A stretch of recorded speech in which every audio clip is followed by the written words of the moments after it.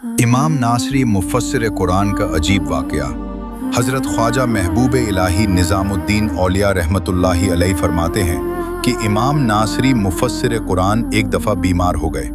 हालत इतनी ख़राब हो गई कि बेहोशी तारी हो गई। मुतल्लिकीन उन्हें मुर्दा समझकर दफन कराए। जब रात हुई तो उन्हें होश आया।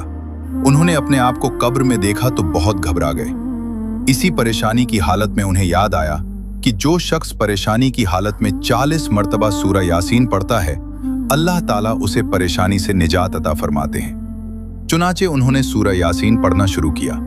5 मरतबा पढ़ चुके तो कब्र में कुशादगी के आसार जाहिर हुए। एक कफन चोर ने कफन चुराने के लिए कब्र खोदनी शुरू कर दी। इमाम साहब को मालूम हो गया कि ये हरकत कफन चोर की है। वो सूरा यासीन आहिस्ता पढ़ने लगे। 40वीं मरतबा सूरा यासीन पढ़कर वो कब्र से बाहर निकल आए। कफन चोर इमाम साहब को देखकर इतना डर गया कि वहीं मर गया। इस वाक़ये से हमें सबक मिलता है कि मुसीबत कितनी भी बड़ी हो, अल्लाह से उम्मीद नहीं छोड़नी चाहिए। मुश्किल वक्त में सब्र और कुरान की तिलावत को अपना सहारा बनाइए।